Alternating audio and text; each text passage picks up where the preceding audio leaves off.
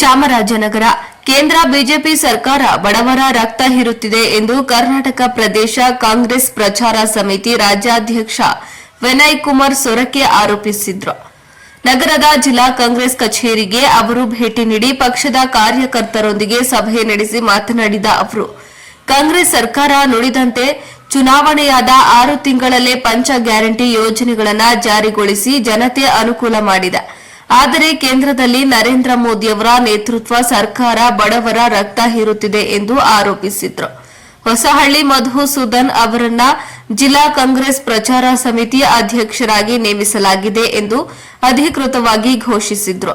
ಮುಂದಿನ ದಿನಗಳಲ್ಲಿ ಜಿಲ್ಲಾ ಸಮಿತಿ, ತಾಲೂಕು ಸಮಿತಿಯನ್ನ ರಚನೆ ಮಾಡಿ ಗ್ರಾಮ ಪಂಚಾಯಿತಿ ಮಟ್ಟದಲ್ಲೂ ಸಮಿತಿ ಮಾಡುವ ಮೂಲಕ ಕಾಂಗ್ರೆಸ್ ಪಕ್ಷ ಸರ್ಕಾರ ಯೋಜನೆ ಕಾರ್ಯಕ್ರಮಗಳನ್ನು ಪ್ರಚಾರ ಮಾಡುವ ಕೆಲಸ ಆಗಬೇಕು. ಮುಂಬರುವ ಜಿಲ್ಲಾ ಪಂಚಾಯಿತಿ, ತಾಲೂಕು ಪಂಚಾಯಿತಿ ಚುನಾವಣೆಗಳಲ್ಲಿ ಹೆಚ್ಚಿನ ಸ್ಥಾನಗಳಲ್ಲಿ ಪಕ್ಷ ಅಧಿಕಾರಕ್ಕೆ ತಂದು ಮುಂದಿನ ವಿಧಾನಸಭಾ ಚುನಾವಣೆಯಲ್ಲಿ ಬಹುಮತದೊಂದಿಗೆ ಅಧಿಕಾರ ತರಲು ಜಿಲ್ಲಾ ಸಮಿತಿ ಶ್ರಮ ವಹಿಸಬೇಕು ಎಂದು ತಿಳಿಸಿದರು.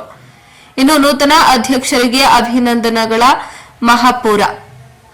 ಜಿಲ್ಲಾ ಕಾಂಗ್ರೆಸ್ ಪ್ರಚಾರ ಸಮಿತಿ ಅಧ್ಯಕ್ಷರಾಗಿ ಅಧಿಕಾರ ವಹಿಸಿಕೊಂಡ ಹೊಸಹಳ್ಳಿ ಮಧುಸೂದನ್ ಅವರಿಗೆ ಪಕ್ಷದ ಮುಖಂಡರು, ಕಾರ್ಯಕರ್ತರು, ಅಭಿಮಾನಿಗಳು ಶಾಲು ಹೊದಿಸಿ ಹಾರ ಹಾಕಿ ಫಲತಾಂಬೂಲ ನೀಡಿ ಸ್ನೇಹಿತರು ಸನ್ಮಾನಿಸಿದ್ರು. ಸಭೆಯಲ್ಲಿ ಜಿಲ್ಲಾ ಕಾಂಗ್ರೆಸ್ ಅಧ್ಯಕ್ಷ ಪಿ ಮರಿಸ್ವಾಮಿ, ಪ್ರಚಾರ ಸಮಿತಿ ಉಪಾಧ್ಯಕ್ಷ ಕೋಟೆ ಎಂ ಶಿವಣ್ಣ, ಅಬ್ದುಲ್ ಮುನ್ನೀರ್, ರಾಜ್ಯ ಸಂಯೋಜಕ S Narayan, CR Nataraju, KPCC ಕಾರ್ಯಾಧ್ಯಕ್ಷ ಎಸ್.ಸಿ. ಬಸವರಾಜು, ಪ್ರಚಾರ ಸಮಿತಿ ಕಾರ್ಯದರ್ಶಿ ನಟರಾಜು,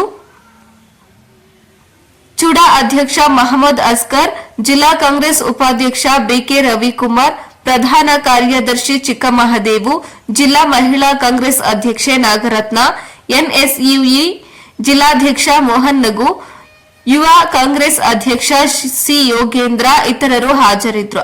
ವರದಿ ಹೊಮ್ಮ ನಂಜುಂಡ ನಾಯ್ಕ, ಪ್ರಜಾಪವರ್ ಟಿವಿ, ಚಾಮರಾಜನಗರ.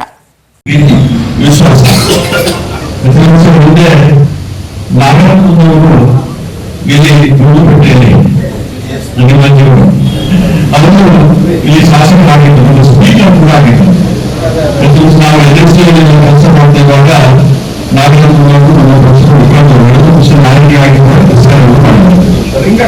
ನಂತರ ನಾಗೇಂದ್ರ ಪ್ರಸಾದ್ ಅವರು ಕೂಡ ಇಲ್ಲಿ ಸಚಿವರಾಗಿ ನಮ್ಮ ಪಕ್ಷದಲ್ಲಿ 2 ವರ್ಷ ನಾನು ಕೂಡ ಸಚಿವರಾಗಿದ್ದ ಆ ಸಂದರ್ಭದಲ್ಲಿ ಇವತ್ತು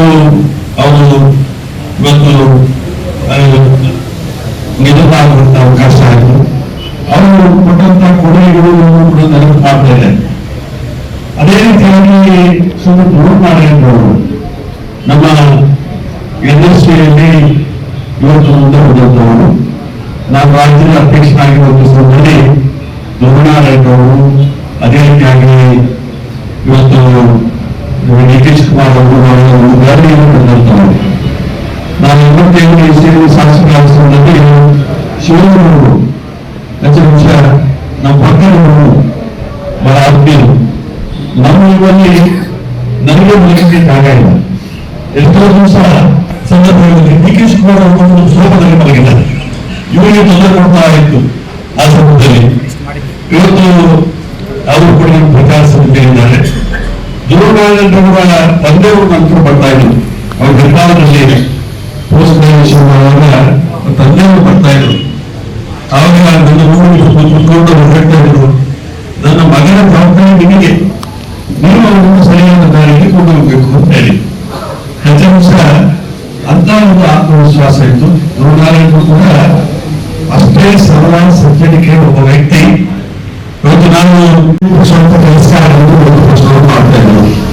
ಅಂತ ಸಮಯದಲ್ಲಿ ಕನ್ಯಾಕುಮಾರಿ ಕಾಶ್ಮೀರದವರೆಗೆ 4,000 ಕಿಲೋಮೀಟರ್ಗಳು ಕೂಡ ಪಾದಯಾತ್ರೆಯನ್ನು ಮಾಡಿ ಇವತ್ತು ಆ ಪಾದಯಾತ್ರೆಯ ಮುಖಾಂತರ ಏನು ಬಿಜೆಪಿ ಸರ್ಕಾರ, ಕೇಂದ್ರ ಸರ್ಕಾರ ಇದೆ, ದೇಶದ ಮನೋಭಾವನೆ ಇರುತ್ತದೆ. ಇವತ್ತು ಸಮಾಜವನ್ನು ಧರ್ಮವನ್ನು ಸಮಾಜವನ್ನು ನೋಡುವಂತ ಮುಸ್ಲಿಮರು ದೇಶದ ಭಾವನೆ ಇವತ್ತು ಏನು ಬಿಜೆಪಿಯ ನೀತಿಯಾಗಿದೆ, ಅದನ್ನು ಖಂಡಿಸಿ ನಾವೆಲ್ಲರೂ ಕೂಡ ಒಂದೇ ಆಗುವಂತ ರೀತಿಯಲ್ಲಿ ಡಾಕ್ಟರ್ ಬಾಬಾ ಸಾಹೇಬ್ ಅಂಬೇಡ್ಕರ್ ಅವರು ಕೊಟ್ಟಿರುವಂತಹ ಸಂವಿಧಾನ ಏನಿದೆ, ಆ ಸಂವಿಧಾನ ಮುಖಾಂತರ ಬೇರೆ ಬೇರೆ ಧರ್ಮ, ಬೇರೆ ಬೇರೆ ಜಾತಿ, ಬೇರೆ ಬೇರೆ ಭಾಷೆ, ವಿಭಿನ್ನ ಸಂಸ್ಕೃತಿಗಳು ನಾವು ಕೂಡ ಒಂದೇ ಅನ್ನುವಂಥ